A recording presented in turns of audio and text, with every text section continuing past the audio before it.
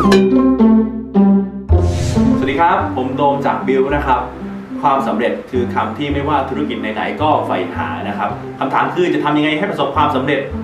ซึ่งแต่ละธุรกิจก็มีแนวทางที่ไม่เหมือนกันนะครับวันนี้ผมขอเชิญทุกท่านมาพบกับมุมมองและแนวคิดของผู้รับเหมายุคใหม่นะครับที่จะมาเปิดเผยว่าเคล็ดลับในการทำธุรกิจเนี่ยครับให้ประสบความสำเร็จจะต้องเป็นยังไงขอเชิญทุกท่านพบกับบริษัทเชียงใหม่ไวนิลครับ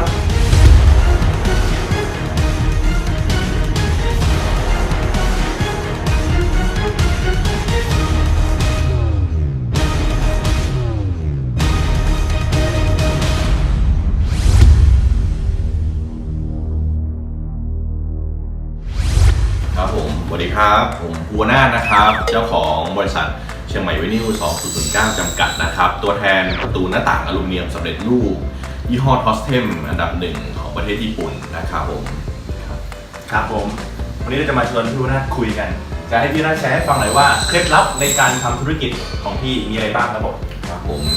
ในส่วนของผมเคล็ดลับหลักๆก็จะมีประมาณ 4-5 ข้อโดยประมาณนะครับข้อแรกผมให้ความสำคัญกับเรื่องคอนเนคชันนะครับคอนเนคชันปัจจุบันสำคัญมากเพราะว่าลูกค้าคู่แข่งของเราค่อนข้างจะหลากหลายในการจะเข้าถึงลูกค้าแต่ละเจ้าถ้ามีคอนเนคชันเชื่อมโยงมันก็จะเป็นผลดีในการเข้าถึงลูกค้า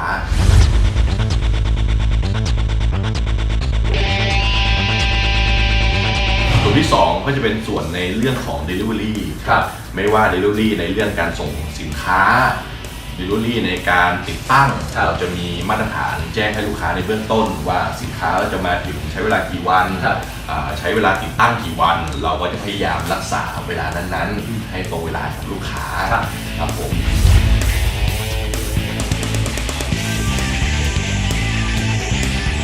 ส่วนหนึ่งในส่วนของเรื่อง quality ครับคุณภาพแล้วให้ความสำคัญกับคุณภาพในทุกขั้นตอนของการทำงานเพราะว่าทอสเทมเป็นสินค้าของญี่ปุ่นดังนั้นจะมีมาตรฐานในการทำงานไม่ว่าจะการประกอบการติดตั้งและการเลือกใช้อุปกรณ์เราจะมีการทวนสอบวิธีการติดตั้งของทีมทุกทีมไม่ว่าจะทีมหลักของเราหรือว่าทีมซับคอนแทคครับผม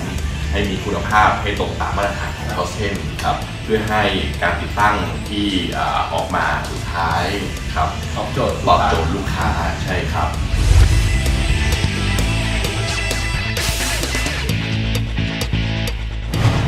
เรื่องต่อไปจะเป็นเรื่องเซอร์วิสครับสำคัญที่สุดที่ทางบริษัทผมให้ความสำคัญครับผมเพราะว่าเซอร์วิสกรณีที่ลูกค้ามีปัญหาในการใช้งานไม่ว่าจะต้องการเคลียร์แก้ไขการติดตั้งเราจะพยายามเข้าถึงลูกค้าให้เร็วที่สุดครับเราจะไม่ปล่อยให้ระยะเวลาที่ลูกค้าแจ้งมาให้เข้าไปเซอร์วิสเป็นระยะเวลานานครับเราจะตอบสนองลูกค้าให้เร็วที่สุดครับผมเราจะมีทีมเฉพาะที่สำหรับเซอร์วิสเราจะต้องรอนานใช่ครับ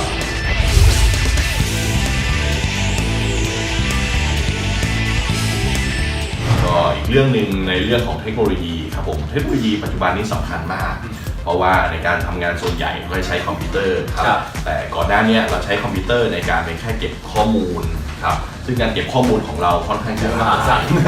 มากแล้วการที่จะเข้าถึงเอกสารไม่ว่าการจะค้นหาค่อนข้างจะยากลำบากเพราะว่าข้อมูลค่อนข้างจะหลากหลายเยอะครับผมแต่หลังจากนั้นเรามาเจอบิวซึ่งบิวจะเป็นโปรแกรมที่เราใช้ในการควบคุมต้นทุนแล้วการบริหารเรื่องการจัดซื้อและการบริหารเรื่องการวางบินเก็บเงินลูกค้าเราสามารถเก็บข้อมูลในเรื่องของโครงการได้ว่าโครงการอะไรต้นทุนเท่าไหร่ควบคุมในเรื่องของต้นทุนไม่ว่าต้นทุนของแรงงานครับต้นทุนในเรื่องของซับคอนแทคและต้นทุนในเรื่องของโอเวอร์เฮดต่างๆเราสามารถแยกหรือมีช่องให้แยกทุกอย่างเราสามารถเข้ามาตรวจสอบดูได้อีกเรื่องหนึ่งก็จะเรื่องในเรื่องของการวางแผนการเก็บเงินลูกค้าครับเราก็สามารถใช้วิวในการบริหารสะดวกขึ้นเยอะครับผมมีสามารถเราเรียกดูรีพอร์ตได้ว่ารีพอร์ตของการนี้ต้นทุนจริงต้นทุนที่วางแผนต่างกันมากน้อยแค่ไหนครับก็ทำให้บริษัทบริหารงานแล้วก็ทำงานได้ง่ายขึ้นครับผม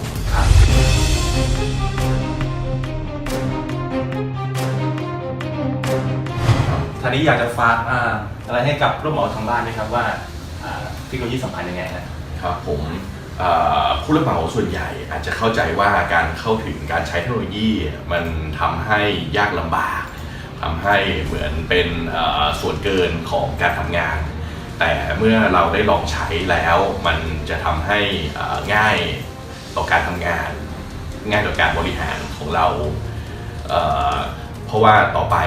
เทคโนโลยีค่อนข้างจะสำคัญในการบริหารมากครับผม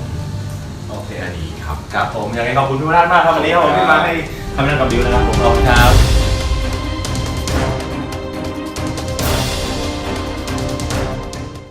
เป็นยังไงบ้างครับกับ 5 เคล็ดลับการทำธุรกิจของพี่ภูนาถอย่าลืมเอากลับไปประยุกต์ใช้กับธุรกิจของท่านนะครับ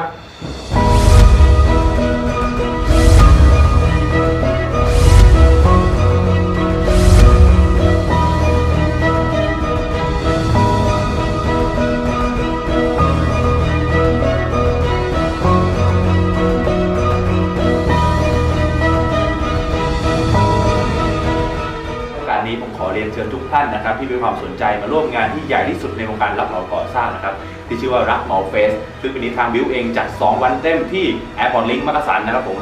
90 มีนาคมนี้พบกันครับ